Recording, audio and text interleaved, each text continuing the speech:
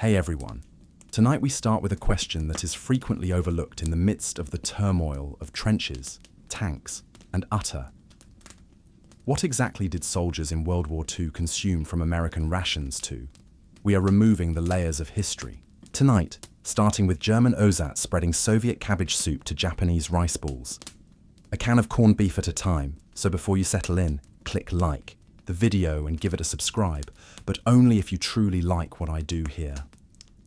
Tell me in the comments what time it is for you and where you're tuning in from. It's always interesting to see who's dimmed the lights and perhaps turn on a fan for those of you who are joining us from all around the world. Before a single shot was fired, let's relax into tonight's voyage together with a gentle background hum. Every army confronted a common, unglamorous enemy before tanks thundered across Europe or planes shrieked overhead. Issue of providing food for its soldiers without causing their deaths. Let's face it, when we consider World War II, we imagine heroic wars and black and white newscasts.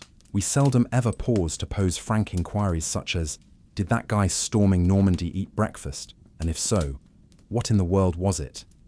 Not a simple culinary experiment, feeding millions of men across continents wasn't simply about pancakes. Logistical nightmare accompanied by dissension rations needed to be inexpensive, portable, non-perishable, and ideally not make you cry after consuming them.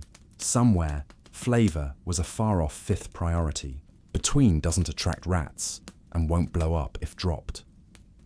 Different countries tackled the issue. The Americans produced tiny boxes of hope in various ways as they attempted to scientifically find a means to survive. Called crations, the Germans sent troops out with rye and hearty meat early in the conflict. Eventually, the British clung to tea as if it were punishment in a container, replacing everything else. It was most likely the Soviets boiling cabbage that kept the empire intact.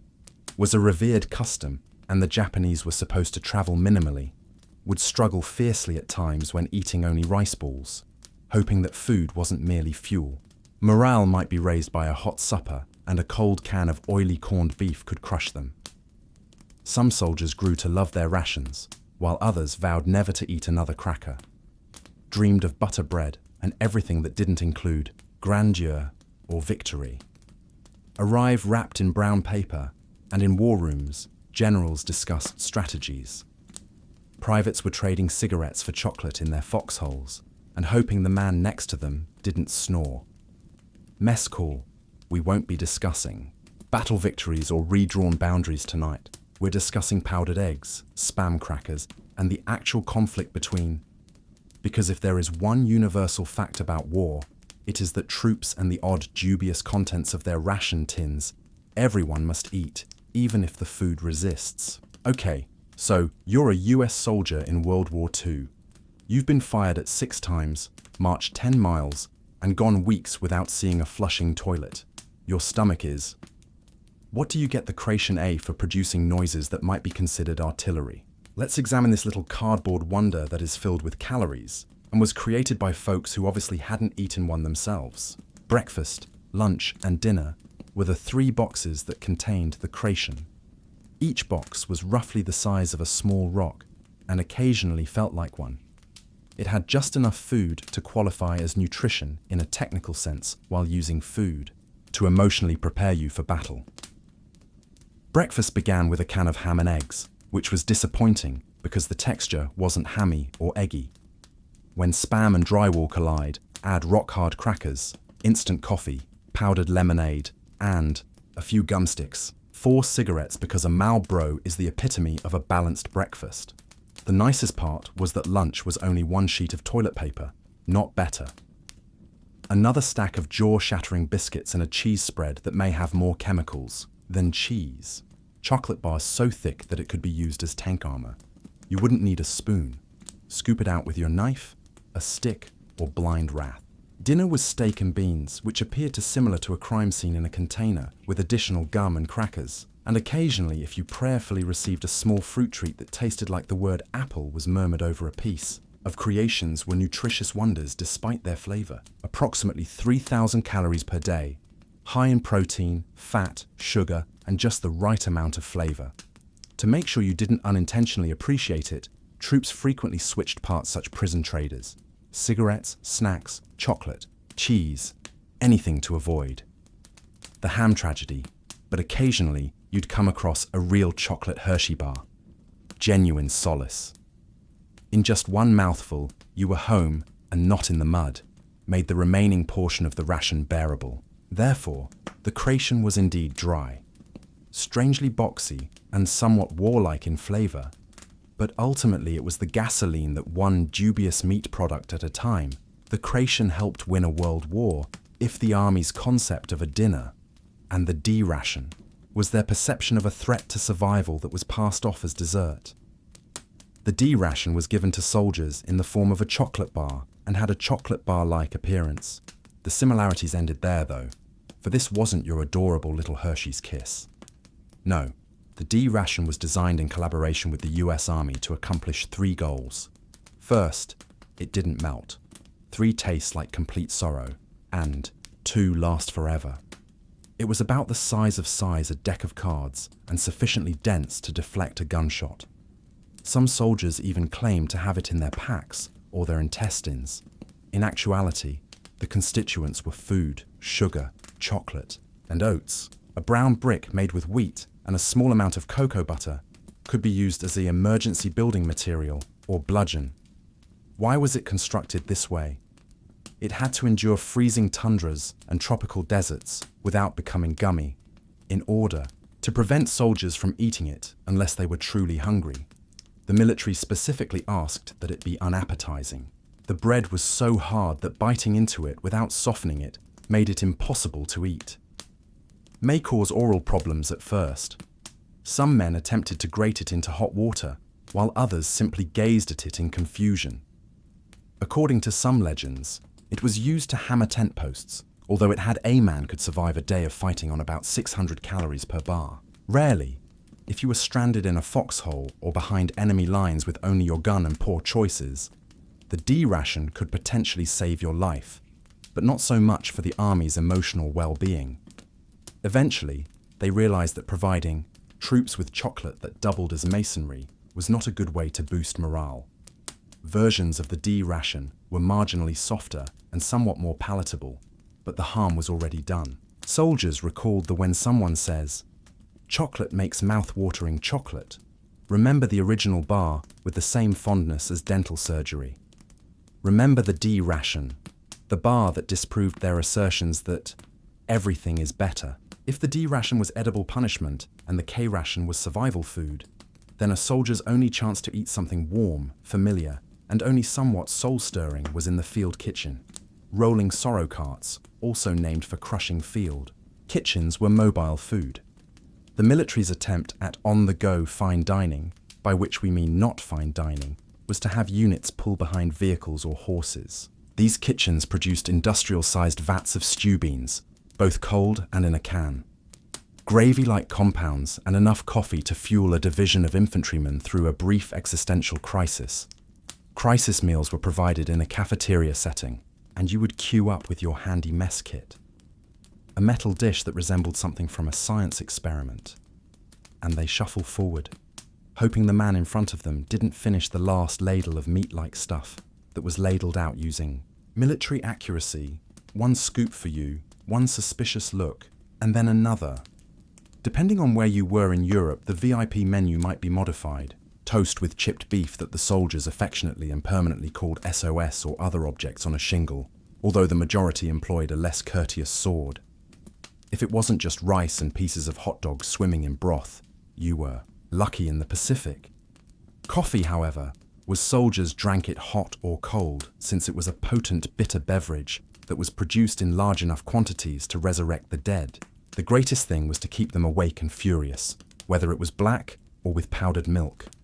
The scent in the field kitchen indicated that the worst food was about to arrive. Your dinner was served outside, frequently in rain, snow, or a type of muck that had you set on rocks, helmets, or the ground in its own environment. And there was no atmosphere, just you, your companions, and a tin of beans. Maybe older than your commanding officer, but even so, the field cook meal felt hot and somewhat chewable. Although it wasn't glamorous, It was the most peaceful place in a world full of gunfire and riots. The closest thing to comfort food when German soldiers first entered World War II, marched into combat wearing swaggering, spotless uniforms, and, surprisingly uncommon in the logistics of war, real food that compared to what most other troops had, the early war Wehrmacht ration was incredibly opulent. Swallowing down, the typical soldier's luggage contained butter, sausages, rye bread, and coffee, cheese, tinned meats, marmalade, and Zatz coffee, which we'll talk about later. Each soldier was supposed to carry his own food for a few days, which is a good idea, but it merits the hatred it deserves. Until you added rifles, ammunition, grenades, and frostbite, and understood how much weight it was. Still, the idea of 3 hot meals per day served as the foundation for German rations, accompanied by field kitchens that resemble rather overdone food trucks. Breakfast can consist of dark rye toast with jam or butter, along with that fake coffee made from toasted acorns, lunchtime canned meat and cheese, and, if you were fortunate enough not to be aggressively shelled, dinner might consist of soup or stew cooked from anything that was still in motion that morning. Particularly sausage, labour and metaverse was a staple that was portable, high in protein, and ambiguously. In addition to being reassuring, the sealed tin's strong odour made every trench a mixture of the smell of spicy pork and iron perspiration. And the Germans, of course, had bread. Soldiers frequently reflected more on the loss of proper bread than the loss of a warm meal. Ration bread, according to one Wehrmacht veteran, is the only softness in an otherwise.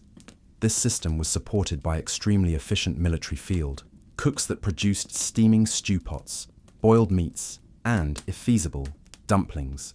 Morale was good. German efficiency appeared relentless, and tummies were comparatively full. But there's always a, however, the war would end this early golden period of German rations.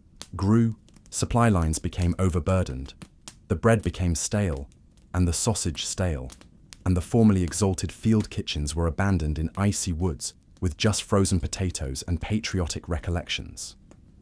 For a fleeting moment, the typical German soldier's wartime possessions included warm food, good coffee alternatives, and the false hope that all will be resolved by Christmas as World War II continued, and Hitler's vision of a successful blitzkrieg became a logistical nightmare as German rations a steep bend directly into the territory of Zatz, a German term that essentially signifies mimicry, or to be more precise, this isn't food, but we're referring to it as such. In any case, things were becoming more inventive by 1942.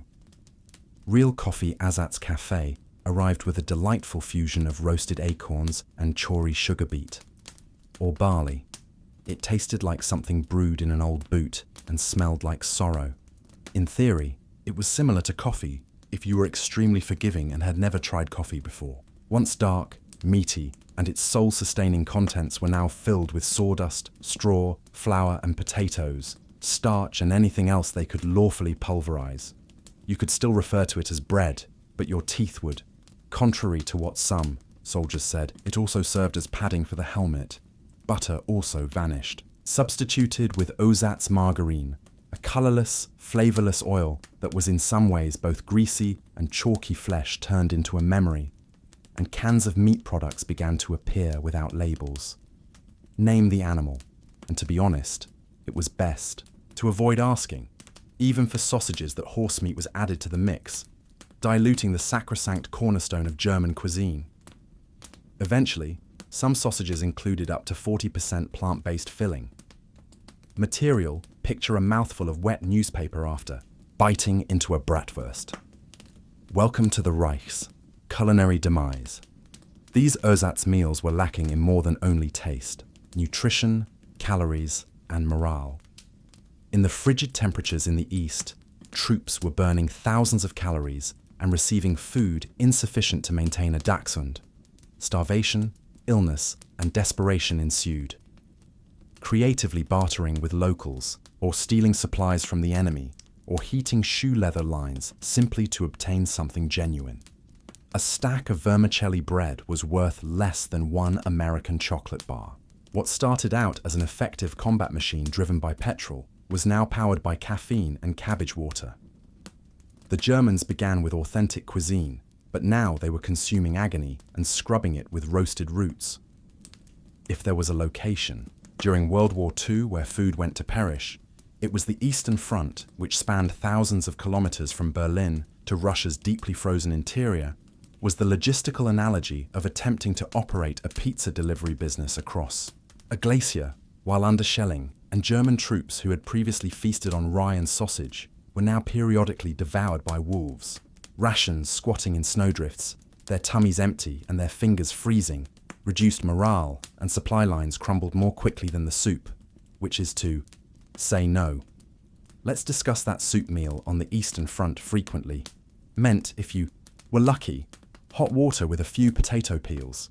If not, it was just water that had frozen solid by the time it arrived your bread, whether it was moldy or not. According to a report, only soldiers were torched.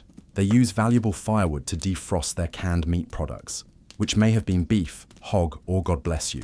If the label had faded, you would have to scent your way through the enigma of recycled optimism.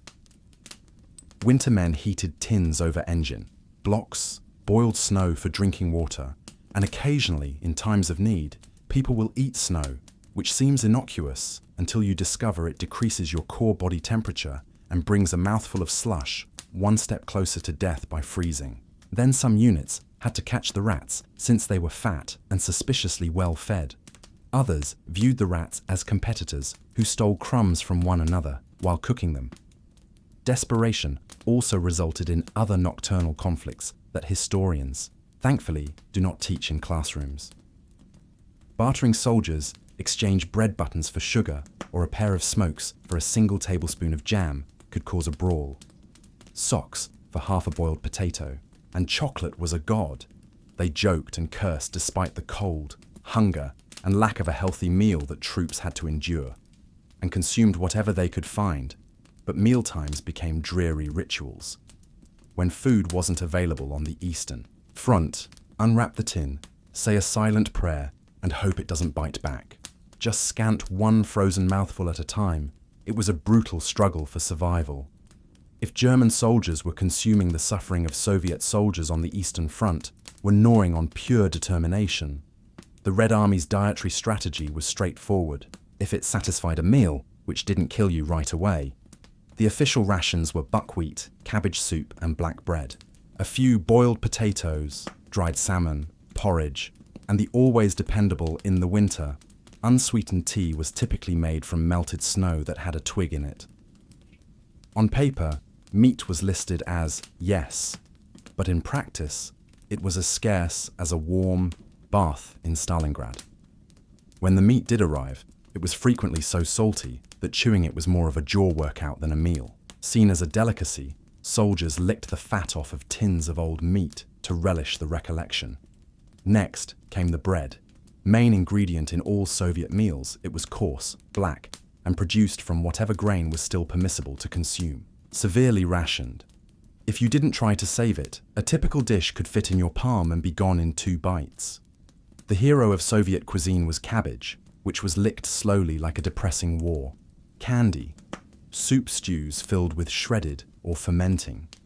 There was cabbage in every pot, so much cabbage, in fact, that some Soviet soldiers made jokes about smelling it when they slept and dreaming about turning into turnips as a way to get away. From the cycle, you understand the Soviet wartime diet now, yet you're still hungry. Rations were meant to be provided every day, but in reality, soldiers frequently entered battle undernourished and exhausted. War-torn areas that were accessible, which frequently meant never soldiers adapted to foraging by digging out frozen potatoes from when possible. Abandoned farmers would shoot wild animals and exchange smokes or extra boots for cooked eggs. At times, they even exchanged German PS food for quiet. The miraculous, they suffered from malnutrition and exhaustion, yet they persisted. Soviet soldiers advanced on fumes and boiling cabbage, demonstrating that sometimes a soldier's food isn't crackle. When official rations ran out, it was obstinacy driven by pure cabbage. Dry, which was frequently the case. Soviet soldiers did not quietly starve. Instead, they adjusted. Loudly, with inventiveness, desperation, and sometimes the sense of taste in food. Red Army soldiers transformed battlefield improvisation into an extreme sport in the form of a raccoon. Imagine that you are a soldier outside of Leningrad and that it has been a week since you last saw a delivery vehicle. Your cabbage soup is now. Your final piece of black bread has developed a beard and there's only water with a floating leaf. What should you do? Option 1. Forage soldiers searched the countryside for everything that could be eaten, including cooked grass, dandelions, berries, and tree bark. One especially creative squad discovered a way to toast shoe leather using flower bulbs. Option 2. Barter, a spare pair of socks because it was technically organic, not because it tasted nice. Tobacco was money, soap was gold, and you might get a potato, a broken watch, or even a tablespoon of fat. If you had a tin of meat, you might have someone clean your gun and send a letter home. This is known as Option 3 stealing. Unauthorized. Logistics. On occasion, Soviet soldiers attacked deserted German outposts in search of food. After discovering a box of Wehrmacht sausages, one Red Army veteran recounted the overwhelming joy. The first time I sobbed and simultaneously salivated field kitchens, while operational, were chefs who were experts in mystery cooking, added whatever they had, such as onions and beets. 1913. Mysterious pickled meat vegetables. The soup that resulted was fiery and oddly chewy, but it largely kept you going and your spirits didn't drop. Why? Because pain was praised in Soviet society as an indication of a soldier's strength, made hardship a badge of honor. They performed songs about dry fish. They made jokes about their shortages. They gave names to their tin cups, which could have been a dream of a minor fever or of companionship. Red Army mealtimes were about survival theatre, not flavour. Each bowl of burned every breadcrumb was a declaration that, even in the event of a world war, we would still be here.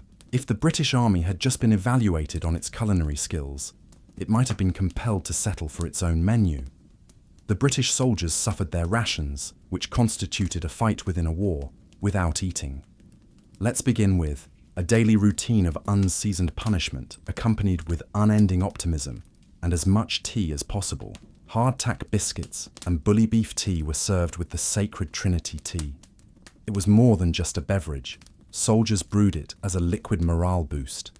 Anything that retained heat and didn't leak a lot was placed in tin mugs, hats, and tin. A mess. There were moments when there was only boiling brown water, hope, and no milk, sugar, or dignity. Hardtack biscuits were made to last longer than the soldier, but it got them through. Dense, chalky, and nearly tasteless. They were as structurally sound as roofing tiles and doubled as homemade armor or plates coasters in an emergency. Many soldiers reported their dental problems arose from attempting to bite into these biscuits rather than from combat. Then came bully beef, also known as canned corned beef. It resembled canned cat food in appearance and had the substance of it was salty and greasy, and it could be eaten hot or cold, or with the suitable degree of emotional detachment.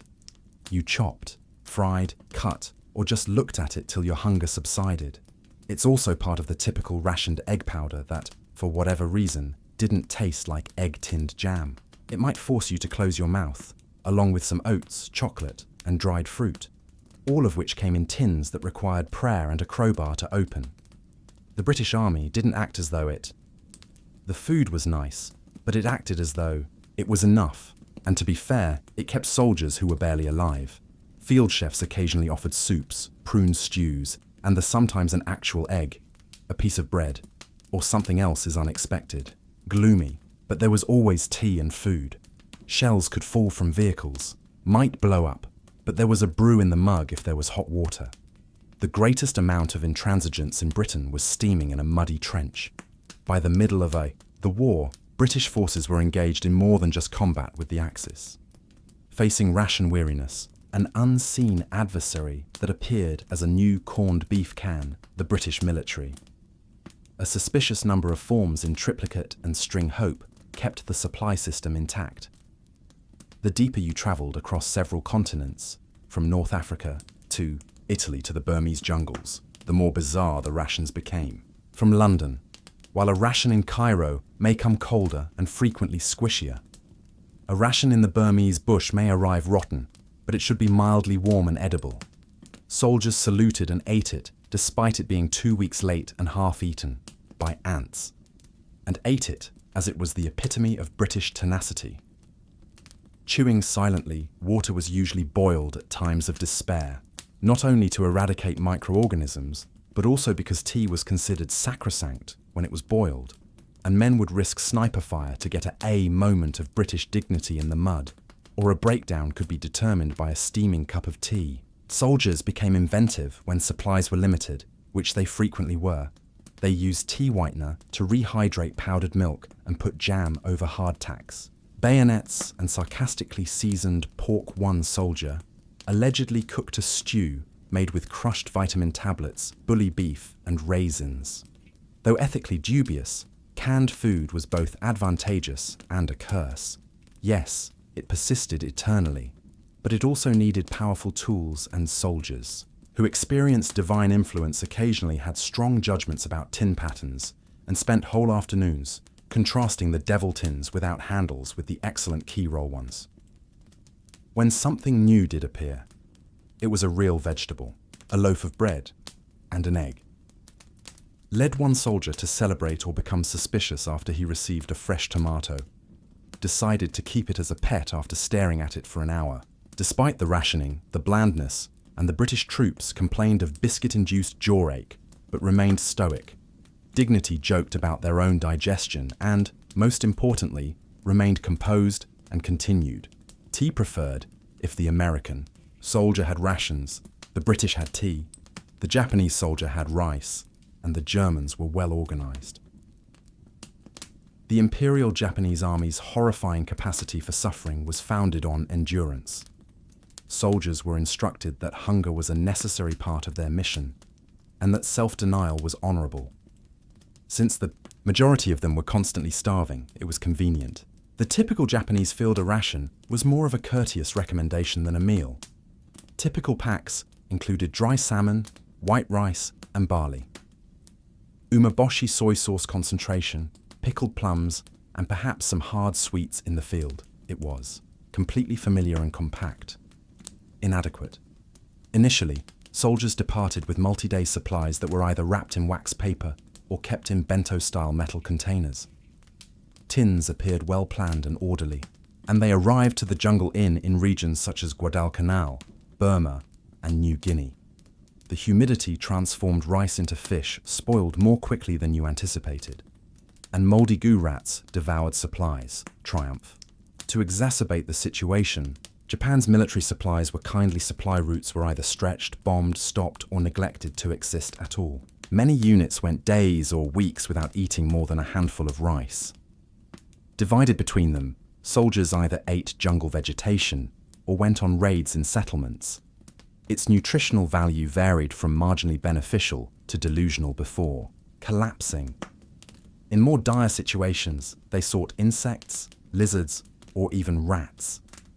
According to one soldier, they even cooked soup from, to their credit, or possibly to the horror of Japanese troops, boiled grass and boot leather were used to prevent the stomach from screaming. They rarely voiced complaints because they saw adversity as noble. Weevil-infested inspired rice provided extra protein. Occasionally, green tea powder or miso paste were highly valued and hoarded, much like in times of war. Treasure a touch of salt could offer happiness. A teaspoon of tea could improve your spirits, someone to cry. But overall, morale was high, misery was high, and calories were low, frequently resulted from strict cultural discipline rather than food. The Japanese soldier wasn't merely. He was taught to accept being underfed, and some of them managed to fighting in the Pacific jungles due of their thoughts rather than what was in their stomachs, appeared verdant and beautiful in the distance, resembling a tropical paradise, presuming you soldiers continued to disregard the leeches, the sickness, and the stench of slow death.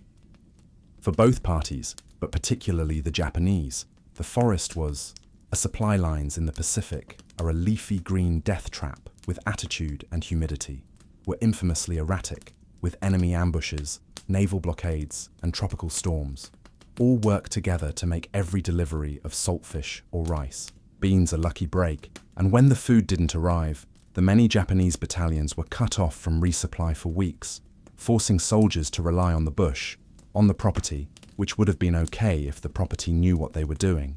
Regretfully, the jungle waste-eaming with creatures that were consumable yet too swift.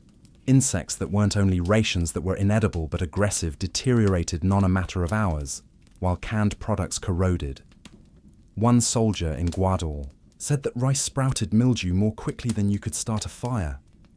Everything is wet here, including my appetite. What did they eat? Canal wrote. If they were fortunate enough to catch it, cooked roots, wild fruit, frogs, or jungle fowls. When unfortunate palm stems, tree bark, shoe leather, or water flavored. There are accounts of soldiers boiling the same handful of rice 3 times out of desperation. Others fermented what remained into a starchy, partially dead porridge in order to extract every last remnant of nourishment. Referred to only as jungle glue. Then came the terrifying tales of, although it wasn't common, cannibalism among starved units did occur, particularly during sieges. Men pushed to the limit by the howling emptiness of their lives and the isolation of war stomachs. That grim little footnote disease is the one thing that can destroy the romanticism of the Pacific theatre. Malaria, dissension, dengue fever, and famine were all keenly followed. Exacerbated by starvation, soldiers gradually and imperceptibly died from hunger and infection rather than gunshot wounds. The forest did not care for whom you battled for. It did not provide you with food or shelter, simply awaited your fatigue before devouring you. While war may devastate cities, it also uses bayonets and a single can of food to unleash the culinary ingenuity of really hungry and desperate people. Soldiers on all fronts did more than simply consume their meals. They engaged in negotiations with. They traded, stretched, crushed, fried, and occasionally worshipped them. Food served as fuel, but it was also a source of amusement, and sometimes, in American foxholes, a crazy scientific experiment turned GIC into creation crackers, into makeshift pancakes by combining them with coffee creamer and powdered eggs, then cooking the mixture over a tiny fire. Desperation, yet warm despair, was the finished product's flavor, which was at least overheated beans. Melt canned cheese into an oleaginous paste to make spam. Cut pan-fried and piled in a trench fondue. Even chewing gum has found new uses, such as sealing leaky canteens or sandwiching biscuits to create the saddest sandwich in the world. Bribing a man with an extra cigarette. British soldiers with their supernatural abilities and indestructible heart attack jam jars were used to create jam buddy sandwiches, which involved slamming 2 biscuits together with jam. One squad in North Africa famously blended bully beef till their teeth went out. One termed their nighttime stew, while another called it desert joy, using dried fruit. Items since nobody, not even the cook, could recognize what was in them anymore. Soviet soldiers on the Eastern Front boiled cabbage in helmets, grilled anything, and used empty shell casings as soup pots, including legs, such as a stolen German sausage that formerly needed 3 men to defend it.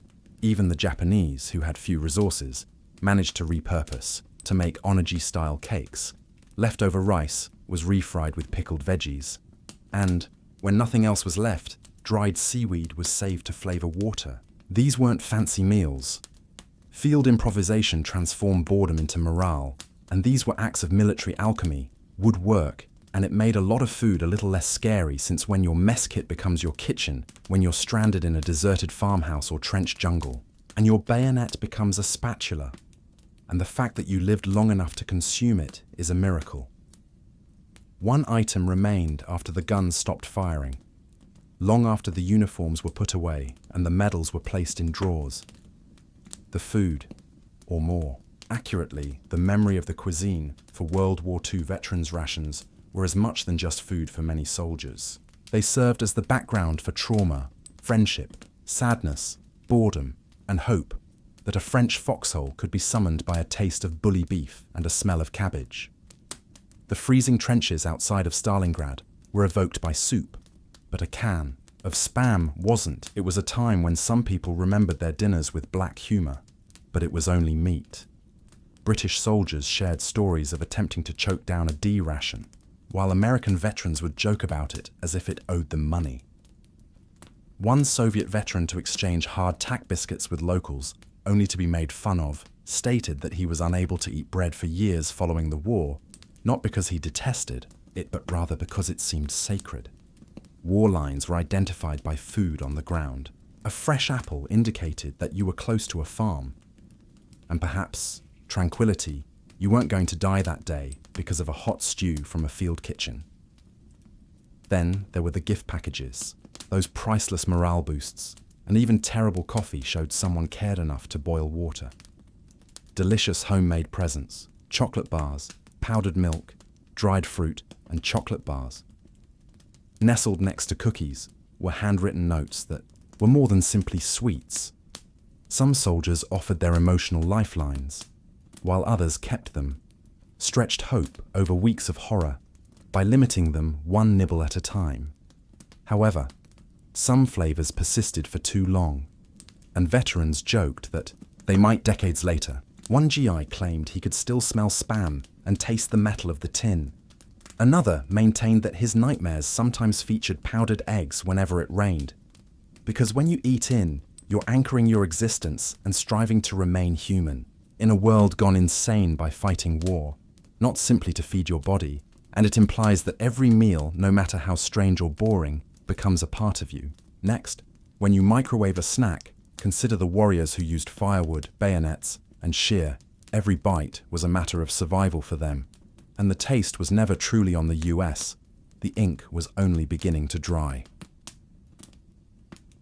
Constitution when the young republic was about to experience its first significant crisis, one that wasn't caused by outside forces, political parties, or invaders, but from something far stronger. Whiskey in the America was in financial ruin in the early 1790s after the Revolutionary War. Buried in debt, and the new federal government under Treasury Secretary and President George Washington Alexander Hamilton, the financial genius, needed a strategy. Suggested imposing an excise tax on distilled alcohol made in the country, with whiskey being the most prevalent. It seemed reasonable to the coastal merchants and metropolitan elites. However, it sounded like a powdered wig punching someone in the face on the western frontier. Whiskey in western Pennsylvania and other western states wasn't just a beverage. It served as money. Farmers turned their excess grain into whiskey since it was simpler to transporting, less perishable goods, and making a lot more money than bartering raw crops. Everyday living involved using whiskey for goods and services, so when the federal government began taxing it, many frontier people perceived it as a betrayal and a sign that power was reverting to its previous level more than as a way to raise money. Sort of remote power from which they had recently fled in a revolution. Even worse, it appeared that the tax code was designed to disadvantage small manufacturers. Large distilleries could afford it, a flat charge per year, but small-scale distillers, such as those in the Appalachian Hills, had to pay by the gallon. In other words, the average person paid more in proportion and with federal taxes.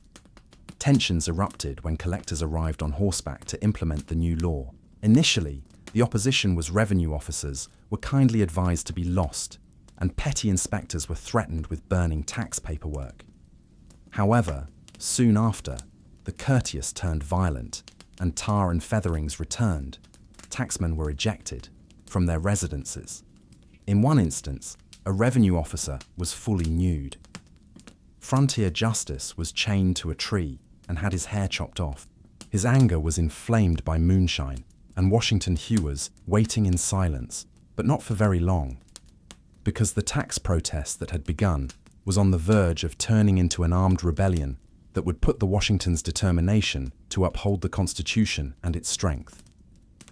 By 1792, the whiskey tax wasn't merely It was radioactive and unpopular in rural towns in Virginia, Kentucky, and Pennsylvania. Dissension was evolving from isolated complaints to concerted resistance. Tax collectors were turning into familiar with the crack of gunfire and the clink of damaged panes. When Pennsylvania's western counties became the focal point of what many started to refer to as blatant insurrection, gatherings took place in cottages and pubs with kegs of homemade whiskey. Standing confidently between muskets, these were not merely inebriated complaints. They were well-planned meetings. Locals established militias, threatened federal representatives, and even issued their own resolutions denouncing the tax, and some of them boycotted companies who paid it. In 1793, the situation worsened, and there was more taxation. Ambushed, whipped, and humiliated were collectors and supporters. One guy was taken prisoner and carried a placard that read, "Coward," around his neck as he marched through the town. It was similar to the Boston Tea Party, but with less vigor and cleanliness. The federal courts replied by sending out summonses to apprehend the rebels, but good luck delivering court documents in a location where the area was essentially becoming lawless, and the local sheriff might be among the gang. Local authorities either ignored the situation or covertly supported the rebels. President Washington, normally composed and quiet, he began to grind his teeth. The Whiskey Rebellion was posing a threat to not only both the legitimacy of federal law and public order, if the government. What was the purpose of a constitution and government if it couldn't enforce its own taxes? Washington dispatched federal commissioners to negotiate with the rebels, but he took his time. It was like attempting to provide tea during a bar fight. The insurgents had previously established groups that traditions and, in certain situations, even outright secession. They did not view themselves as criminals, but rather as patriots resisting oppression. While Hamilton, ever the hawk, speaking softly into Washington's ear, You want to let these men to violate the Constitution, after everything. After we finished, Washington made a choice that would surprise thee. He would build a federal army against his insurgents and establish a historic precedent. Own people, the Whiskey Rebellion had progressed beyond a regressive outburst. By 1794 was a direct challenge to the authority of the federal government. George Washington, who had led a revolution only 10 years earlier, ended up in the odd situation of commanding an army against Americans, the exact people he had assisted in freeing, and this was not a motley militia. Washington summoned about 12,000 soldiers, almost 3 times as many as state militias from Maryland, New Jersey, Virginia, and other states were part of his force during the Battle of Trenton, Pennsylvania. While many of these soldiers volunteered, some were volunteered. It was the biggest federal army the United States had ever gathered, and it wasn't going to go to war with. The French or British were heading west to use pitchforks and moonshine to subdue irate farmers. Hamilton rode out with the troops never wanting to miss a big event. He was overjoyed. This was his big moment. He looked like a powdered wig version of Patton, to demonstrate that despite Washington's reluctance, the federal government had teeth and wasn't scared to bite stakes. The question of whether the US could continue to operate as a country under the rule of law. If the insurgents were able to intimidate tax collectors and disregard Congress without repercussions, the Constitution could as well be used as fuel. Therefore, for the Imagine, the moment when a sitting president led troops into battle for the first and only time in American history, the most well-known an American guy on a strider horse traversing the Allegheny Mountains to the west. Instead of inciting a revolution, his presence communicated a chilling message that crushed one. Bayonets, not pamphlets, would be used to quell rebellion. When the army got close to the center of the reaction to the rebel territory in western Pennsylvania was unsatisfactory.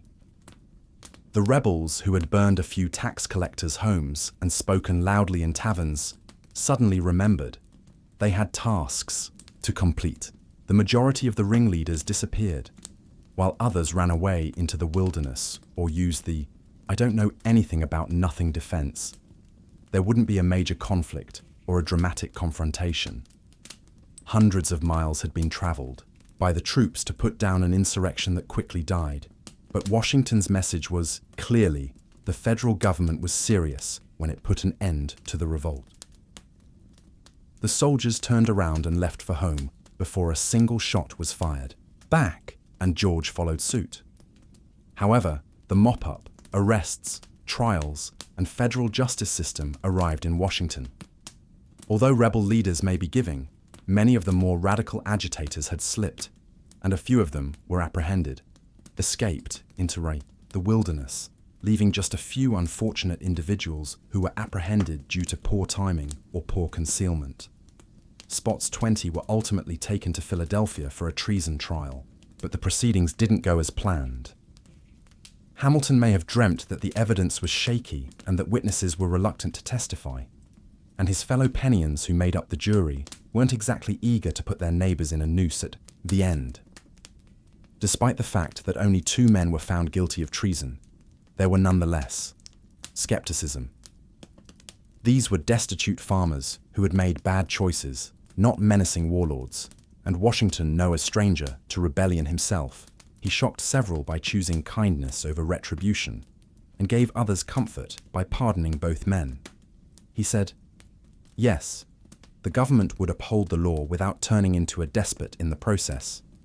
This act of clemency proved to be just as significant. As the actual display of power, Washington had shown courage, but he also exercised self-control. The federal government, instead of crushing people under its foot like a monarchy would have, it would rule by law. But with justice, Hamilton complained that he wished there were more heads to roll in a symbolic sense. If not literally, he interpreted the uprising as evidence that the general populace was unreliable, with much latitude, particularly when whiskey was not involved. But Washington saw the bigger picture of legitimacy came from demonstrating that the new republic could strike a balance between authority and compassion, not by breaking skulls. Although the insurrection was gone, the precedent it established would last for centuries in the United States, had successfully completed its first significant test of federal power, and avoided collapsing into upheaval. But there were still unanswered questions. Would future presidents apply the same reasoning? Was this the end of frontier, and would mercy always yield to power? Rebellion, or just the start, the rebels were pardoned, the guns were holstered, and in the hills, the whiskey stills subtly started to bubble again. But, politically the whiskey, years would pass after the insurrection, which demonstrated that the federal government had the authority to execute its rules, but it also set off a chain reaction that caused severe political rifts that were already simmering beneath the surface, and 2 conflicting ideas of America were at the center of the battle. Alexander Hamilton and the Federalists, who supported order and commerce, were on one side. They saw powdered wigs that could block a bullet and a powerful central government. Uprising as evidence that the chaotic countryside required strict control on the Jeffersonian Republicans, on the other hand, had little faith in centralized authority and instead trusted in the man-defending local farmer authority and opposing the kind of government intrusion they had waged a revolution against. For them, the federal government's response to the whiskey uprising wasn't a valiant police operation. Rather, it was sending 12,000 troops to chase after few farmers carrying barrels of maize mush is an overkill. Felt like using a cannon to stomp on a fly. Thomas Jefferson was then acting as Washington's vice president, voiced his thoughts openly and privately, referring to, he saw Washington's display of force as a monarchical adventure that simply propelled the average person to the federal march. More, from the government and directly into the Republican Party's fold, and in fact, following their rebellion, an odd thing occurred. The Republican Party started to gain support on the frontier, where mistrust of federal authority had grown. Like whiskey itself, Jefferson's principles gained momentum. These were no longer only inebriated and irate farmers. They were voters, and they were upset that they were being treated like criminals for not attacking, could not afford.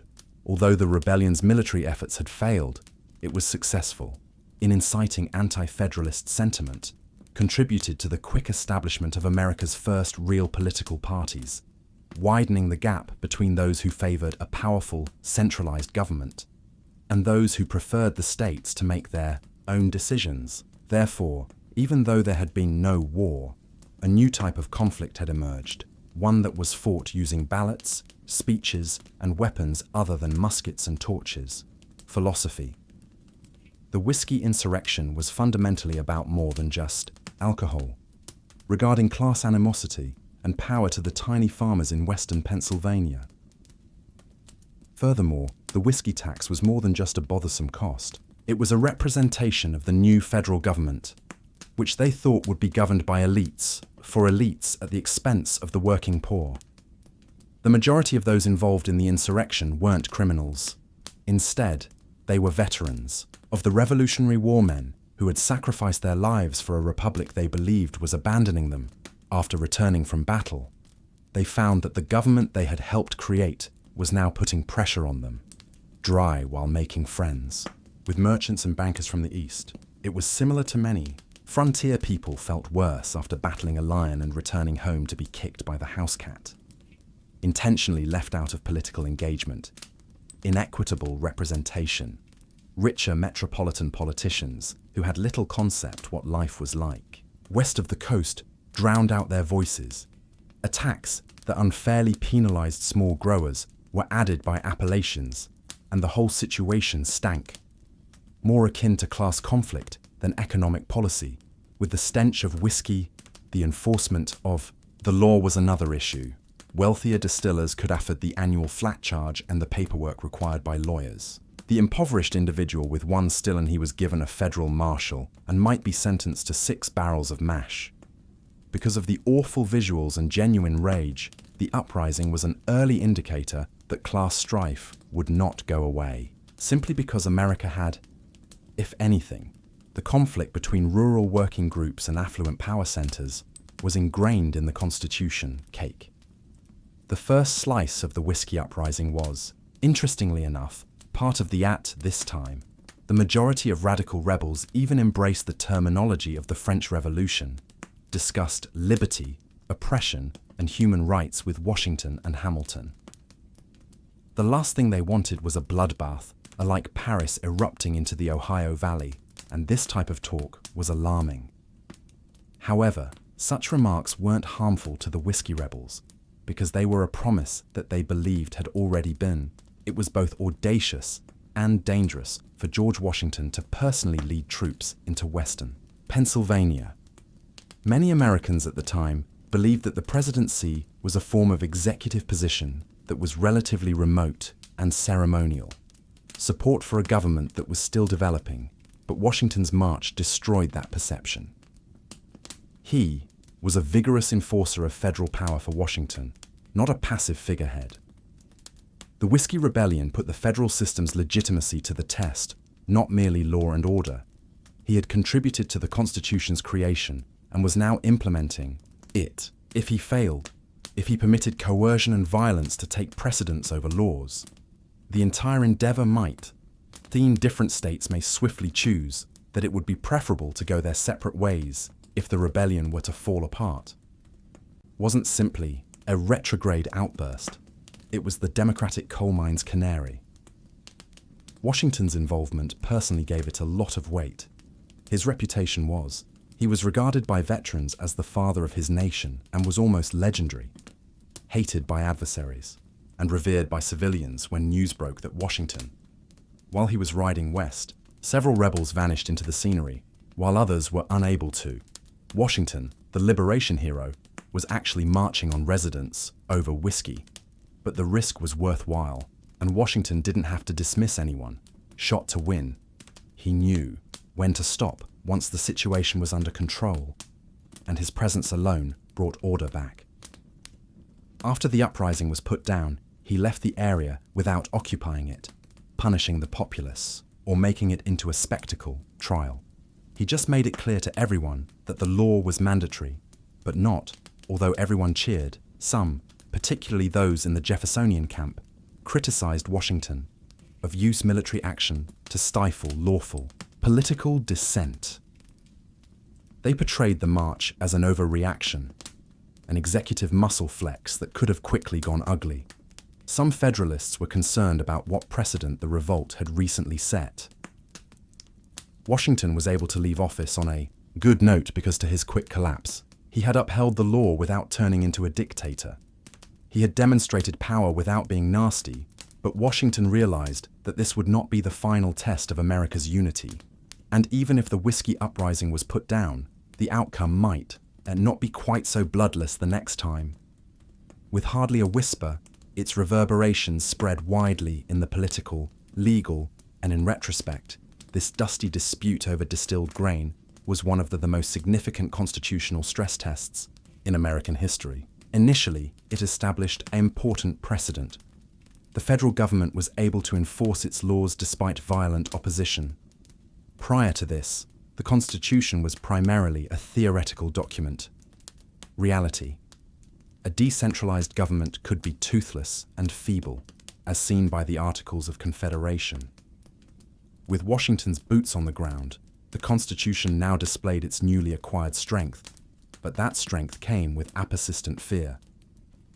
Many Americans, particularly those living in rural areas, started to perceive the federal government as a remote Eastern elite that didn't comprehend or care, rather than as a voice of their desire concerning frontier life. The same individuals who once applauded the revolution now murmured about persecution. From New York and Philadelphia rather than London, the whiskey uprising was a cultural phenomenon, became a legend in the Appalachian Hills, with tales of courageous distillers defying federal investigators being passed down. While some were idealized and some were exaggerated, they all conveyed the same message. The government isn't always on your side, and sometimes it takes more than a vote to get something done. It takes a few irate people, a still, and a rifle. Neighbors. In the meantime, a new capital is being constructed in Washington, D.C. During the following the uprising, parliamentarians were making notes that future leaders would consult. Was the model a quick show? Whiskey rebellion every time civil instability threatened the republic's equilibrium, either a risky precedent of administrative overreach or a use of force followed by clemency. And then there was whiskey. Ironically, the tax never succeeded in spite of the rebellion's failure. It was costly to implement, frequently avoided, and politically divisive it was discreetly repealed during Jefferson's administration in the early 1800s. The rebels were defeated, the conflict, but in a perverse sense, they had prevailed in the public opinion war. Frontier, the government, and future presidents would not confront their own uprisings, no matter how minor, as the ghost of 1794 rides just behind them, reminding them that the Republic is always in danger and that order is brittle. The Whiskey Rebellion may seem like an odd aside, but it's actually a quirky chapter that's just one barrel away from boiling over. Throughout the history of early America, yet its influence is unexpectedly still present, affecting everything from presidential power to rural areas, flowing like vapor off a still resistance. First of all, it demonstrated to the American people that the Constitution was more than just paper promises, possessed strength. The federal government used troops to execute a domestic law for the first time, and the fact that it did, consequently, George Washington's personal leadership gave it historical significance, and every president since has even more subsequent presidents have followed Lincoln Eisenhower's example. The National Guard's deployment during domestic turmoil may be traced back to 1794, when a president Additionally, the uprising instilled enduring cynicism in the core of American politics. As the frontier distrust of a fundamental component of US political identity, centralized government didn't. Regardless, the failure of the uprising demonstrated to millions that faraway elites could and would exercise their authority when it was appropriate for them. You can still hear that spirit of rustic rebellion in states' rights arguments, anti-axe protests, and the intense American love of local control. To put it briefly, the uprising sowed the seeds of resistance that never fully dried up. They simply brewed whiskey, which, oddly enough, also produced an odd legacy. Instead of being vilified, it grew to represent tenacity and independence. As a proud American custom, the very thing that started a rebellion is now celebrated in bars. In actuality, the American whiskey business, particularly rye and bourbon, proudly displays its rebellious beginnings. There are distilleries bearing the names of rebel commanders, bottles meant to convey a sense of the border, and slogans that essentially challenge the IRS to knock again. And ultimately, the incident taught a new nation something essential. How it reacts to dissension reveals all about it. Washington made the decision to use both force and forgiveness. This principle-based power balance became a pillar of the American ideal is constantly emphasized but not always adhered to. Thus, next. Every time you lift a glass of rye or bourbon, keep in mind that it's more than just alcoholic beverages. It's a tale of resistance, power, and cheers to the revolt that helped define a new republic as it figured out what type of nation it was going to be. King Hammurabi of Babylon carved his now famous code into the country in 1754 BCE. A huge legal monolith made of basalt steel that is intended to intimidate and proclaim. One of the first documented attempts to codify laws in human history is divine justice, but hidden within its 282 articles about women's rights contains something as old as the law itself. A woman in Hammurabi's Babylon was more than just a human. She was a role-playing wife and daughter. Every one of those roles has a social and legal definition, expectancy and a penalty if things didn't work out. For instance, consider marriage. Fathers may marry off their daughters, thus moving them from one home to another. After getting married, if a woman was accused of adultery, both she and her partner would be held accountable. A purported lover might be restrained and cast into a river. That isn't a metaphor, what the text states exactly, but if her husband chose to spare her life, the court frequently agreed to be grimly romantic.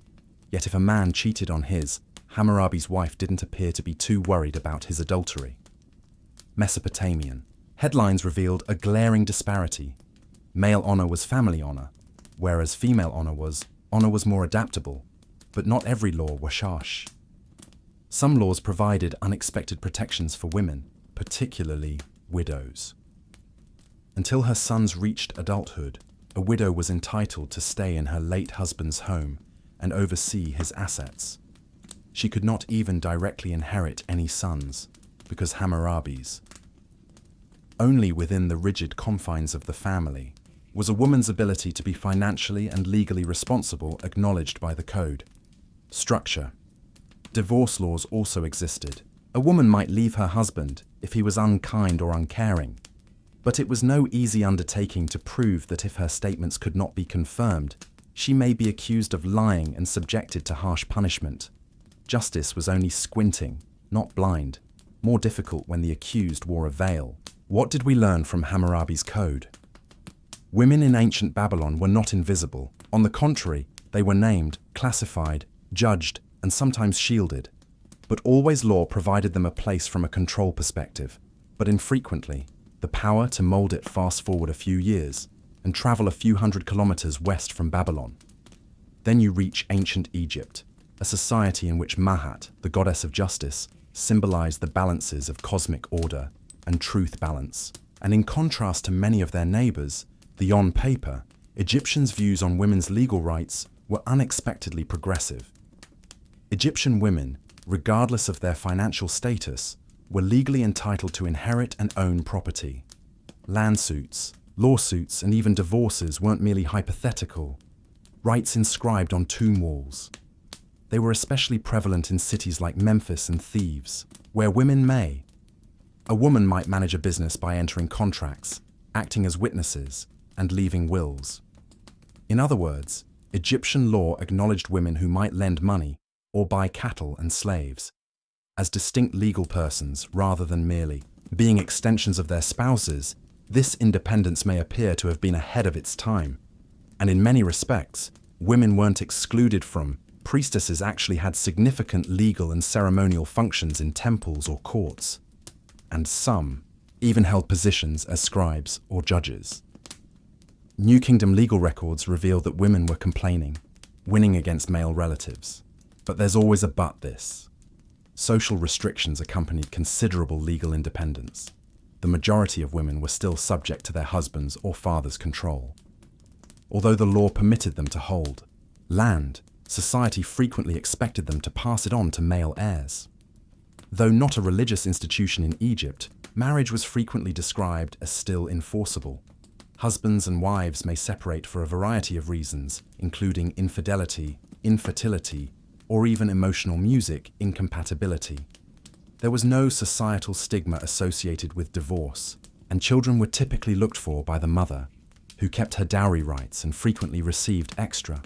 Although property punishment was equal under the law in theory, in practice, class and connections were important. Much more than gender. A woman of no status could get away with doing things that would make a woman of the peasantry angry. Is ancient Egypt a female utopia? The crocodiles literally precisely. But it gave women something uncommon in contrast to the strict patriarchies of Mesopotamia or later Greece. The capacity to engage in the legal system as individuals rather than only as property in a world governed by pharaohs and gods, which was a significant issue in ancient India. The law dharma, the moral and social order at the core of Hinduism, ruled the realm of women. Philosophy, that is enshrined in writings such as the Manusmriti laws of Mana, provided a system that was extremely duty-driven and hierarchical, where women were long safeguarded, revered, and valued. The Manusmriti gathered while they were there, perhaps between 200. Many of the statements made concerning women between BCE and 200 CE were inconsistent. On one, it stated on one page that the gods rejoice when women are respected. On another page, the tone alternated between awe and constraint, between divine and warning, that a woman should never be independent. Praise and domestic slavery. Women were legally obligated to live under the guardianship of males for the duration of their lives. This trifecta of male control includes a childhood husband throughout marriage and sons during widowhood. Wasn't merely cultural, it was enshrined in legislation that obedience was preferable to autonomy. Marriage laws were particularly strict, and a woman's main responsibility was to marry a bear, sons, and faithfully serve her spouse. Widow remarriage was either discouraged or prohibited, depending on the caste and time period sati. The notorious custom in which widows were supposed to, although it was not always required, throwing oneself at one's husband's burial was morally justified under some legal and religious writings. The Manusmriti neither mandated nor denounced it. However, there were certain exceptions, and women from higher social classes occasionally got education and might receive property in certain situations when there are no male heirs.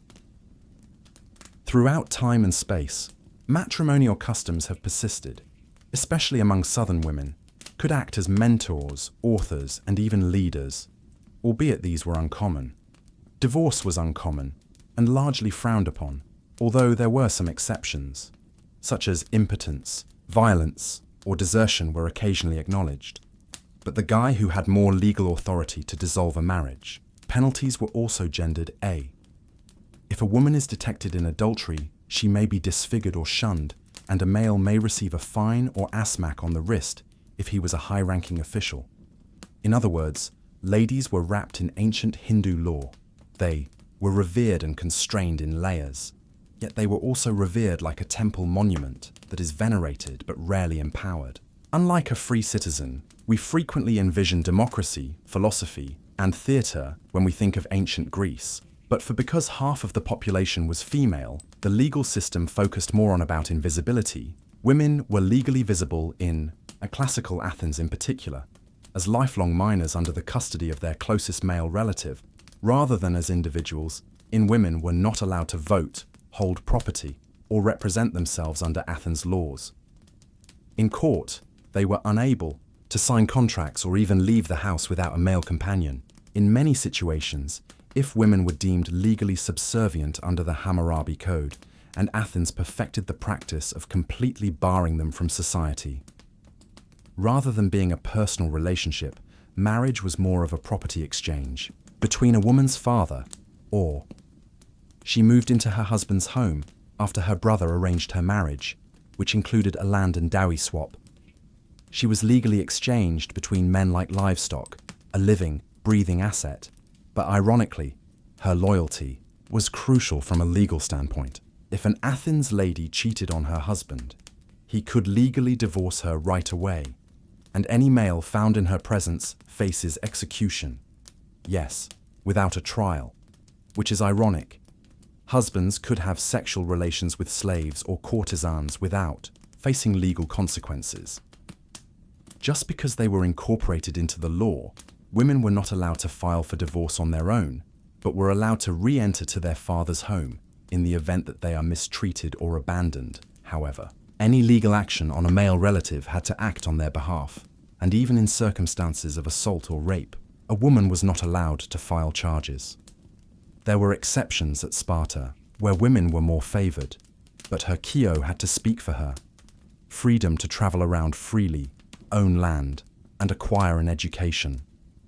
However, in the majority of city-states, Spartan women were the exception rather than the rule. The name of a decent woman should be uttered as rarely as possible. The ideal woman was quiet, modest, and despite being invisible, women persevered under the shadow of Greek law. Raising generations oversaw houses and occasionally exercised power. Despite their legitimacy, they weren't citizens in the official sense. In a system that valued reason and freedom exclusively for males, they were shadows. The law was a potent tool in ancient Rome, and it was intricately constructed like everything else. Roman women were not equal citizens by any means because they were pragmatic and hierarchical, yet in contrast, compared to their Greek equivalents, they held a somewhat more prominent and intricate legal position in society. A Roman lady was subject to the patria testis, or absolute authority, from birth, of her father after marriage, which might either stay with her or pass to her husband Manis. Her birth family practiced manu marriage, which has been more prevalent throughout period, and permitted married women to maintain their legal connections to their birthplace and even take charge of their own property management. In several instances, this change provided opportunities for women, particularly widows or affluent ladies. Daughters of estate owners run companies and write contracts, but women were not allowed to vote or hold office.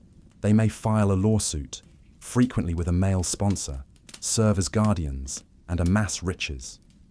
Roman law established clear guidelines for female conduct. The ideal Roman woman was Perdiccas submissive, obedient, and modest. Adultery was once considered a private matter. Augustus's moral reforms made the offense a public criminal. A woman discovered guilty could forfeit her dowry, be banished, or worse, while a man's adultery remained legally unprohibitive.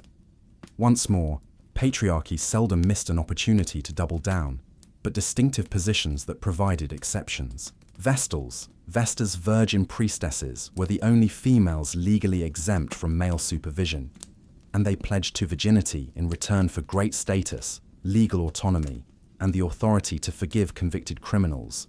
But being buried alive was the penalty for breaking the vow of virginity. Divine power arrived with harsh repercussions. Roman matrons, respectable married women from higher social strata, held important social power. They used arranged family ties to influence politics, marriages, and even public funerals. The legal system recognized their position by providing safeguards for property and legal systems such as tutela, a form of guardianship for men that by the imperial era was frequently. Symbolically, the bars were placed just a little distance apart, while Roman women lived in a legal cage. Sufficient distance to permit mobility, particularly for individuals who were born into affluence and status. They were indeed restricted. But never completely silenced law was not just a civic duty in ancient Hebrew culture. Structure. The Torah included divine instruction that was subsequently interpreted by rabbis. These religious laws established a structure that regulated each facets of life, such as the rights, roles, and limitations imposed on women. Additionally, the law both elevated and constrained them, as it did with many ancient systems. Hebrew law placed a strong emphasis on the family, with women being supposed to be the moral and spiritual core of the household, but under male control at all times. Fathers arranged marriages, in contrast to daughters who inherited land. Husbands headed homes. were supposed to be married and bring a dowry, frequently with no power to inherit, unless there were. Nevertheless, women had a voice. The Cuban marriage contract provided them with legal protection in the form of stipulated marital duties and guaranteed financial support. If a guy did not offer intimacy, food, or clothing, a woman could file for divorce. Uncommon provision in antiquity, but she was unable to start it straight away. Adultery rules have to be argued for her by the rabbinic court or her male relatives were blatantly unfair. According to Deuteronomic law, a married woman caught with another man may be stoned to death. The same penalty applies to a guy caught with a married woman, but if the woman was single or a slave laws became more ambiguous, typically leading to fines or marriage depending on the social standing of the victim. The law required a fine and marriage to the victim, a result that contemporary readers naturally find extremely troubling. Ritual purity laws also had a significant impact on how women were seen by the law during menstruation or childbirth. Were momentarily barred from religious life and physical touch because they were deemed ritually impure, strengthened notions that women's otherness is not always bad, but rather metaphorically separated. While the Hebrew Bible is jam-packed with powerful legal important women, Ruth, the Moabitate widow who handles the inheritance system, Deborah, the judge, and Esther, who bends these women, were uncommon. But their presence shows that the law wasn't used by the monarchy to save her people, always airtight, and that courage, trust, and insight could occasionally create room, where a gateway had been blocked by the law. The Achaemenid Empire was established in the 6th century BCE. Cyrus the Great presided over a hugely diversified populace, from Greeks and Mesopotamians to Babylonians and Egyptians, and throughout that vast empire Persian law functioned with a degree of pragmatism and tolerance that was unusual in many ancient societies. Legal flexibility extended to women in intriguing ways. Unlike Hammurabi's code, Persian law was not enshrined in a single monument, but administrative records and court documents and inscriptions demonstrate that women, particularly those in the upper class, had significant lawful presence among the Persian royal and aristocratic ladies in particular were, in the ancient world. Ladies like Atossa were the most independent in the royal court. Xerxes' mother and daughter of Cyrus the Great had enormous power. She commanded administrators, owned enormous lands, and was mentioned in imperial inscriptions, not as ornamental characters, but as landlords and influential people. According to Pepalolis records, women overseeing labor crews while obtaining rations are depicted on fortification, tablets, and managing royal estate output. These were not unique instances. Legal control over labor and property was granted to high-ranking women, particularly those who were connected to the king. Marriage and Persian family law blended regional traditions with general imperial supervision, allowing women to possess property, enter into agreements, and acquire land rights that were occasionally even safer than in Greece or Rome, since women, and dowels were protected by law, could take them back in the event that the marriage failed. Divorce was a legal option for both men and women, but it frequently slanted in favor of the spouse unless there was proof of severe abuse or infertility. However, punishment laws were still gendered, and adultery was punishable by death. However, in contrast to several nearby civilizations, the manner and intensity of punishment differed by Class A, particularly for women. A servant could be put to death, whereas a noblewoman might be placed under house arrest or exile. As always, the law was sworn to uphold Zoroastrianism as the main religion in the empire. Persian perspectives on women were also impacted by religion, while spiritually both men and practical religious purity regulations placed restrictions on menstruation and childbirth, and women played roles in cosmic dualism. Hebrew and Hindu body contact echoing patterns, Persian legal traditions provided women with an odd combination of freedom through rank, limits by custom, and reverence through religion. The greater your status, the louder. In ancient China, the legal system was more than just a set of regulations. It was a manifestation of hierarchy, harmony, and moral ambiguity.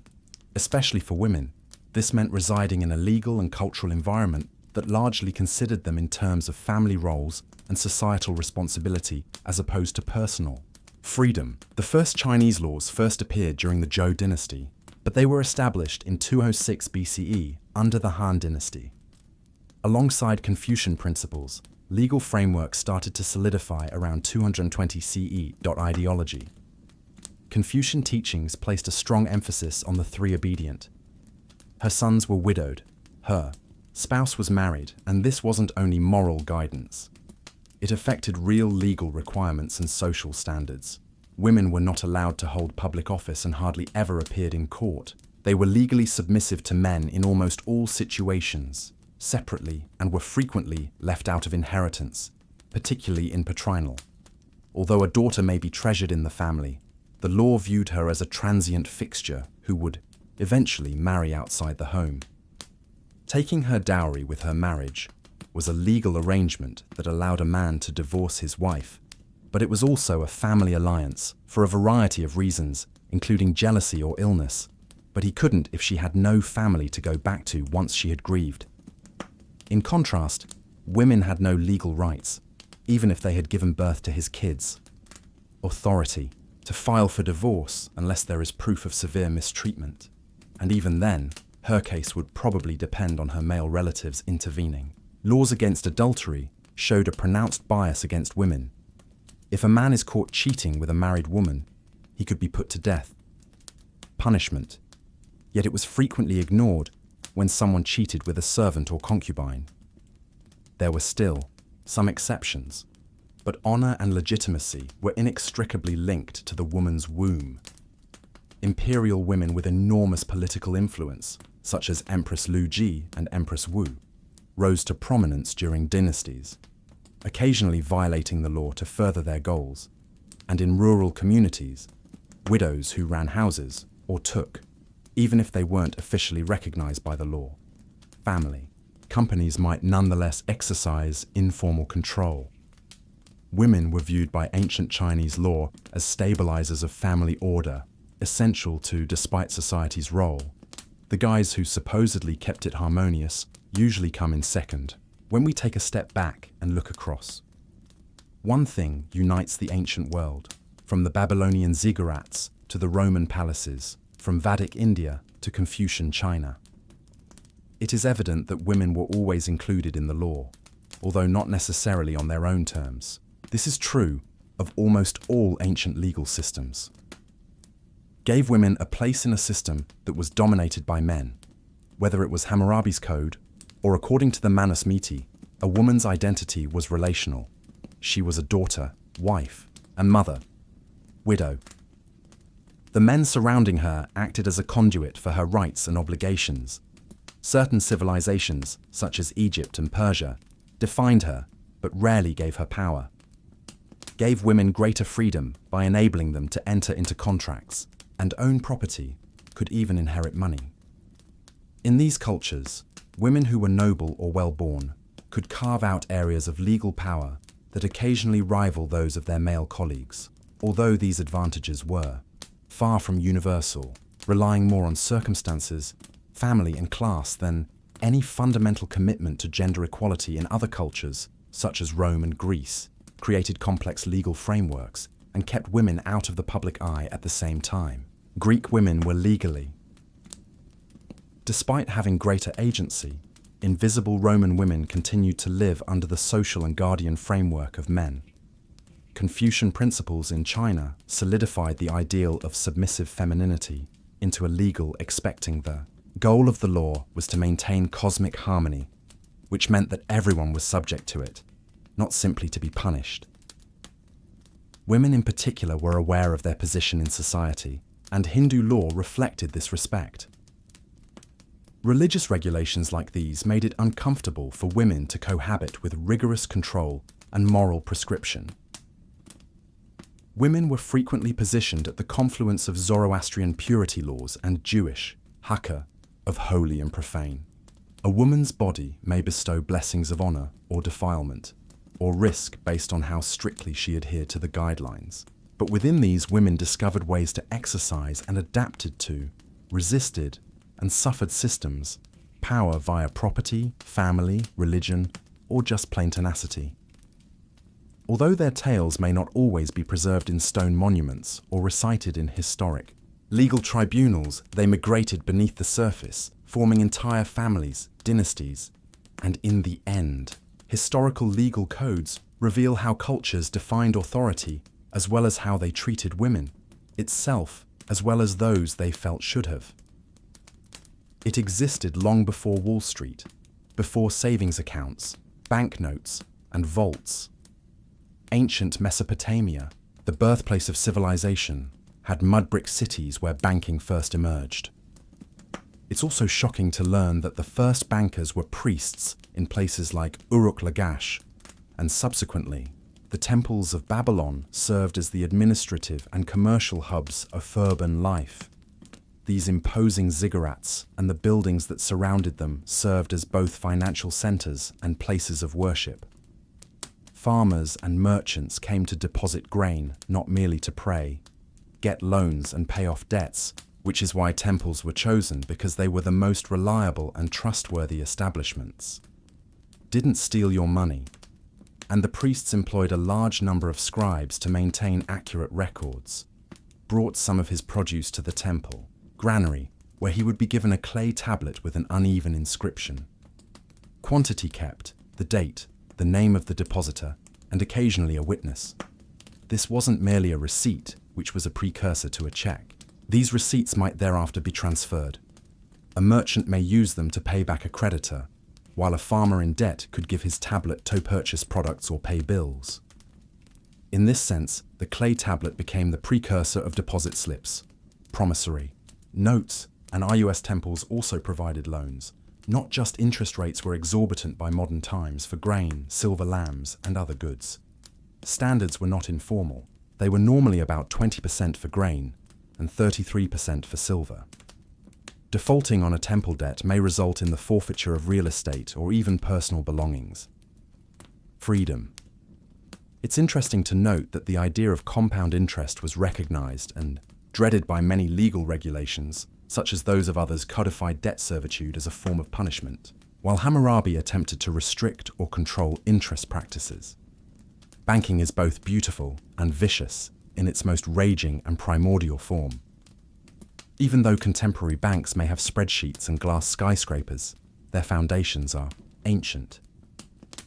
The first financial systems originated in temples rather than marketplaces, and the gods of Mesopotamia didn't just. By the time Babylon gained control, they had balanced your texts and judged your soul. In the 18th century BCE, under rulers like Hammurabi, Mesopotamian banking had grown increasingly individualized and complex, yet temples and palaces continued to be significant economic players. Private money lenders emerged as a new class of financial experts. These early financiers weren't operating from marble lobbies. They worked in modest residences, market booths, or even next to temples, courtyards, but they lacked flexibility in the location of temple loans. Private money lenders could customize agreements for traders and merchants, as they are frequently seasonal and linked to agricultural cycles. Artisans lending money in silver. Babylon's chosen medium of exchange currency. The invention of coining silver would come much later. Afterwards, the shekel was used to weigh it, and the loans were recorded on. These clay tablets provided information on the borrower-lender loan, amount and interest rate, date of repayment, and occasionally even collateral in the event that a debtor defaulted on their loan, could lawfully confiscate property, possessions, or even relatives. Some contracts read more. The emergence of joint responsibility loans was an intriguing innovation that seemed more like threats than agreements, where two or more people split the cost of repayment, which decreased the risk for the lender and sowed the seeds for what are now known as co-signed loans. In Babylonia, debt was pervasive. Farmers took out loans to cultivate crops, and merchants took out loans to fund caravans. Debt slavery was the practice of adventurers and builders taking out debts for major construction projects was a genuine danger, but the legislation gradually started to rescind. Hammurabi's well-known code provided some respite. For instance, if your crops were devastated by a storm, you might be released from interest that season. Promissory notes were also established by Babylon, and letters of credit that allow money transfers across long distances without requiring the transportation of tangible rich merchants were able to increase commerce and transfer funds with these instruments without having to worry about robbery of the contemporary banking network. It's simple to consider banking as a contemporary system connected to interest rates and stock tickers. However, the same mechanics who lend collateral in Babylon also bear interest and risk were already influencing people's lives and means of subsistence. Although their tools were fashioned of clay rather than code, the game was much the similarly. In ancient Egypt, the Nile and other two constants dominated economic life. The pharaoh's granaries and the river. Although Egypt did not establish a formal financial system like Mesopotamia, or despite this, subsequent Greece continued to use advanced financial techniques that were royal treasury and enormous state-run storage facilities in temples. Egypt's economy was based on systems rather than coins or silver shekels. Barley and wheat were not just sustenance.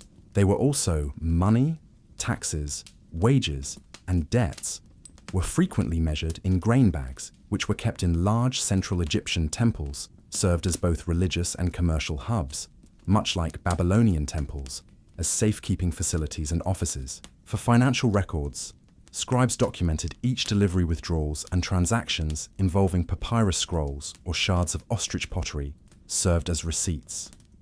Agreements, and even the first checks. If you put 10 grain sacks at Troba's temple granary, you may be given a receipt that can be exchanged or shown elsewhere to obtain an equal sum, which served as a model for contemporary bank drafts. Loans were frequently given to farmers, might pledge to repay the loan after the harvest, generally with interest in exchange for seed grain to plant in the spring. Interest rates fluctuated, but a 25–30% rate on grain wasn't out of the ordinary.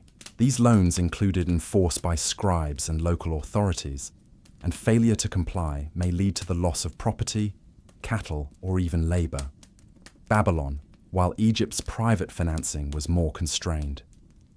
The government played a leading role in arranging trade, high officials, clerics, and the primary participants in extensive financial activities were royal administrators. Nonetheless, there are surviving documents of private citizens, particularly women, serving as creditors and lenders in local communities. Although these incidents were less frequent, they show a degree of financial agency at the grassroots level that is rarely seen.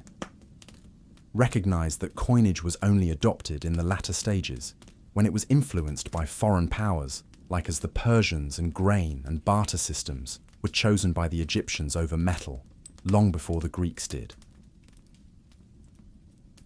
Evidence that a working economy may exist without currencies by using trust storage and documents.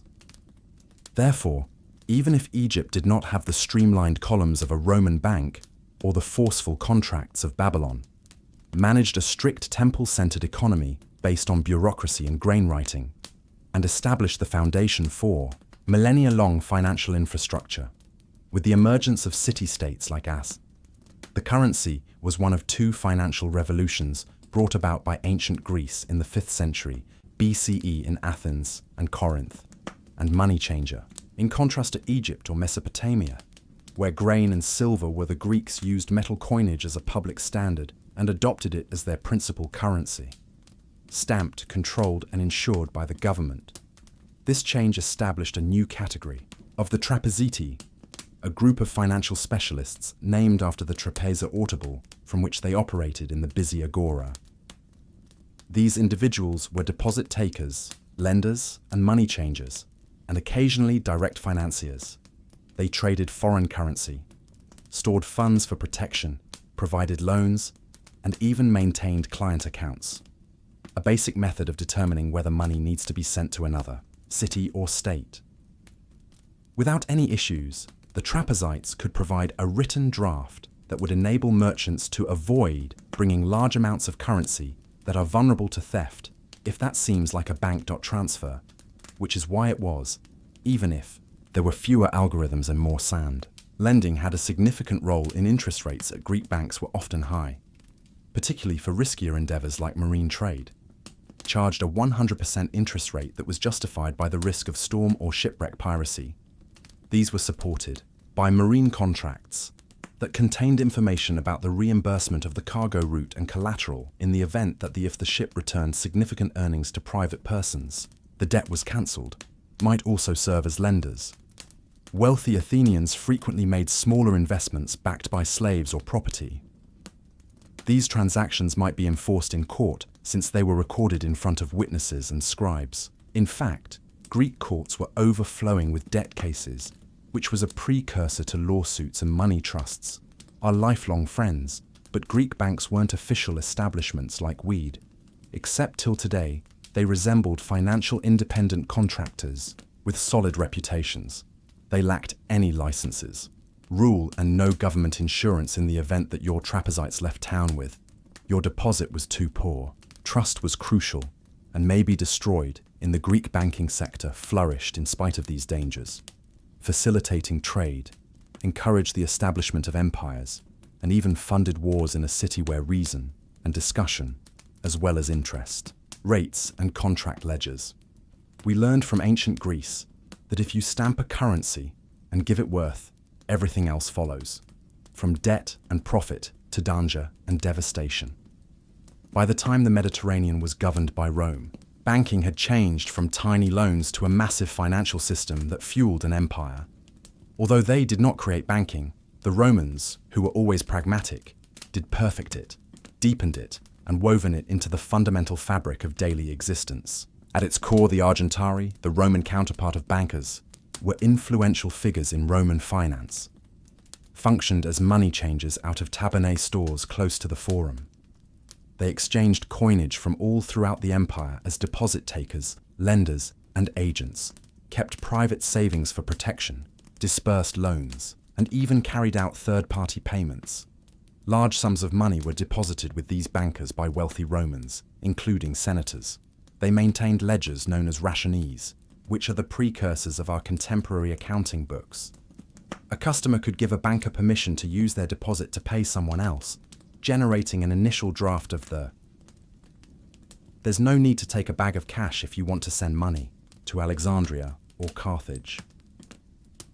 The actual source of Roman currency that your lender may use to create a letter of credit loans, on the other hand, were utilized for trade, land acquisition, construction, and other purposes outside emergency projects, including political campaigns, and lending at interest rates about 12%, though it was allowed and maybe more or lower based on risk. Regulated, often charging unreasonably high lending rates was frowned upon. Collateral was crucial, but frequently disregarded. Land slaves or future profits could obtain a loan, and Rome's legal system was strong.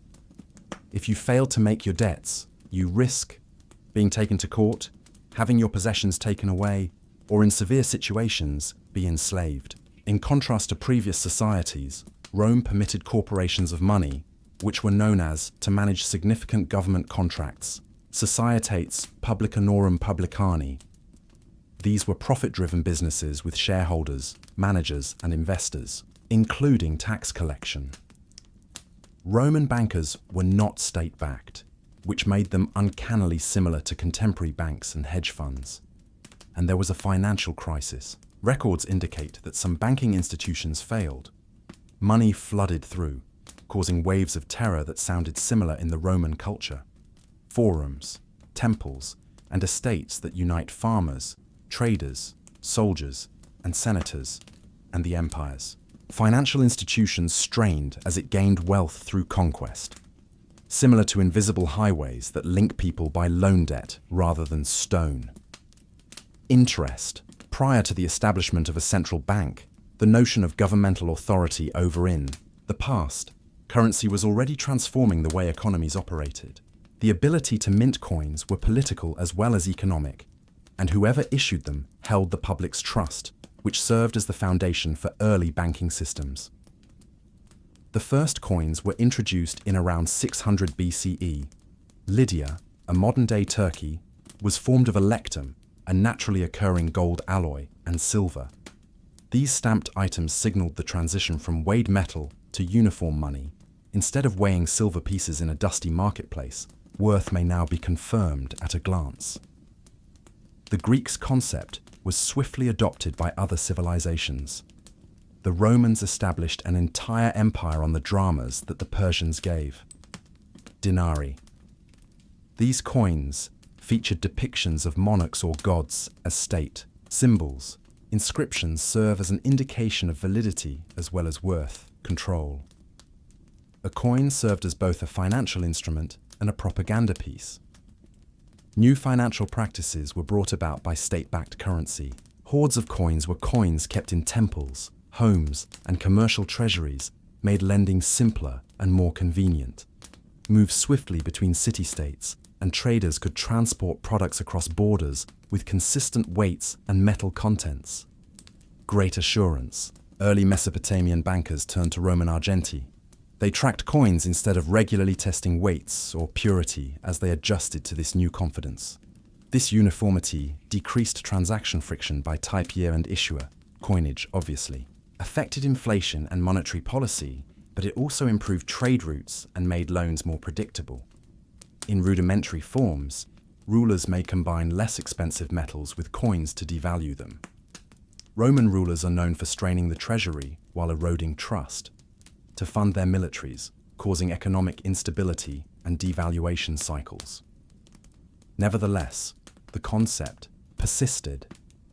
State-backed currency, bearing its insignia and assured in value. This idea served as the foundation for everything from contemporary fiat money to medieval gold coinage. Each old currency was, in a sense, more than just a piece of metal. It was a pledge, contract, and an instrument of empire. It revealed not only the value of an item, but also the decision-maker's authority. The distinction between religion and money was frequently blurred in the ancient world, existed everywhere, and temples served not just the gods, but also the why did banks and loan offices have the first safe deposit boxes? Because consumers trusted the gods were significantly more trusted than rulers, traders, or itinerant moneylenders. For example, the Sanctuary of Apollo in Delphi was a commercial as well as a religious location. Wealthy people deposited there. Fortunes and treasuries were constructed in major city-states where war funds were kept. Within the temple grounds, places of worship such as Delos, Ephesus, and Jerusalem also served as de facto banks that provided security, dignity, and cautious writers' records. It was believed that a vault under divine watch was safer than a house or a stronghold. These temples served a number of financial functions, including holding deposits and making loans, and occasionally even gathered curiosity about Mesopotamia as early as the temple priests supervised loan institutions in the 3rd millennium BCE, where borrowers issued in Egypt's temple granaries and paid back in grain or silver, receipts, and promoted commerce. In Greece and Rome, temples were regularly open to the public.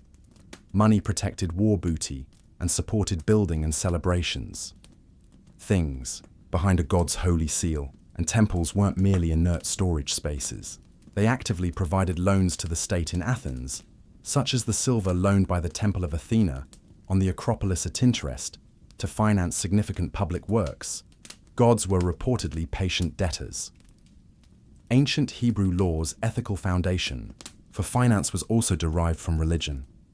For example, it was forbidden to charge interest to Israelites, but it was permitted to foreigners as a moral boundary that combined Hindu Dharma scriptures with economic policy and spiritual identity, established guidelines for equitable loan payback, including the spiritual repercussions of financial misbehavior. Of course, there were problems with these arrangements. During times of war, temples may be robbed, and clerics could be corrupt. But temples were the most reliable establishments in the ancient world, remaining steady and strengthened by heavenly terror. Therefore, don't only imagine old banks, imagine veiled lenders, dusty currency, golden sculptures, incense, and marble columns, because they have been the safest option for investing for thousands of years. It wasn't beneath a mattress, but rather the god's watchful eyes. Prior to the development of mortgage calculators and credit cards, ancient economies operated on a system that was shockingly Whether you were a Mesopotamian or not, know how to borrow money and pay it back later, with interest. If you wanted money, whether you were a Roman senator, Greek businessman, or peasant, you went to a lender. However, the antiquated regulations of lending was frequently more severe, and default penalties were far more personal. Interest wasn't just permitted, was typical in Babylon, where prices were high, 20% for grain, 33% for silver. These numbers, which are compounded annually, were not regarded as predatory. Rather, they were typical. High risk equaled high gain. Borrowers were aware that they would still be responsible if the harvest didn't work out, or a caravan didn't come back. Both private lenders and temples profited greatly from these loans, and outstanding debt may result in property confiscation or debt enslavement. In ancient Greece, particularly in Athens, where interest rates fluctuated according to the risk involved. The most hazardous loans that a lender may offer, given the possibility of the ship sinking or being captured by pirates, using silver to finance a trading expedition could rise to 100% or higher, but if the ship made a safe return, both the lender and the merchant may make a fortune. The Romans gave these agreements more legal clout. Loan contracts were a detailed record of written, witnessed, and sealed collateral land goods slaves was kept. If you fail to make a payment, your creditor may file a lawsuit, seize your belongings, or, in extreme circumstances, compel you to perform bonded work.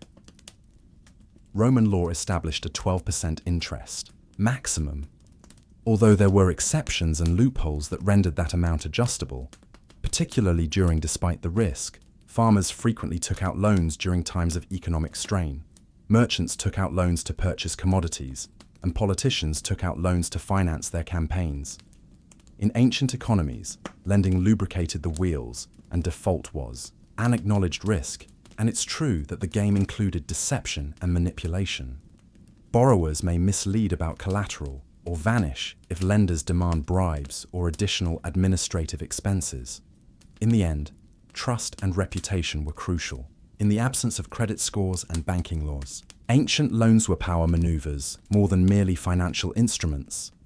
Borrowing meant taking on greater risk, more than cash.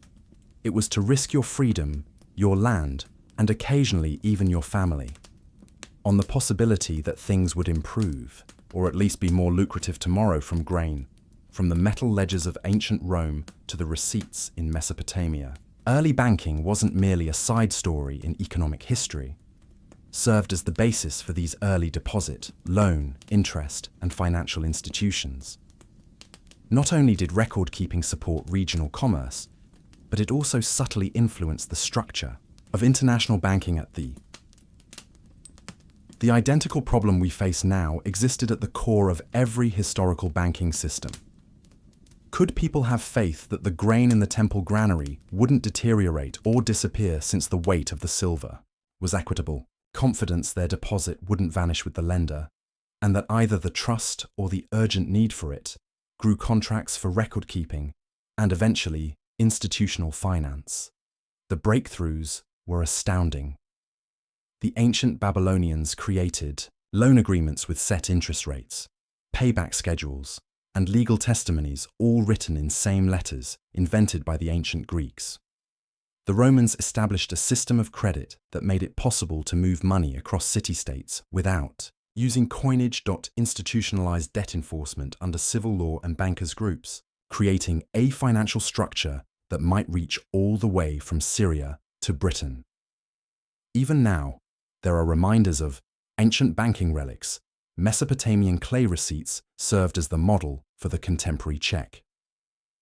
Collateralized loans have their origins in Babylonian and Roman customs. Monarchs who manage coin purity or temple wealth are the ancestors of central banking and monetary policy to finance public programs and armies. And what about regulations? It turns out that ancient societies had a thorough understanding of the financial crises. For example, in Babylon, monarchs routinely announced. Roman emperors occasionally imposed interest caps to curb predatory behavior in order to prevent social collapse. These financing decisions were political actions as well as economic ones, with the intention of maintaining stability and balance in society. But probably the most significant legacy of ancient banking is the understanding that finance is not new, but the tools have evolved. Spreadsheets replaced clay tablets, digital currencies replaced silver shekels, yet risk, ambition, trust, anxiety, and the basic human tendencies still exist. Hope of profit the next time you swipe a credit card or access your bank app. Keep in mind that you're taking part in a system that started with scribes in temples and currencies. So you're not doing anything novel, marked by monarchs and farmers who staked their harvest on a more favorable season. And it all started with a straightforward concept. Sometimes you have to take inspiration from it in order to develop the future.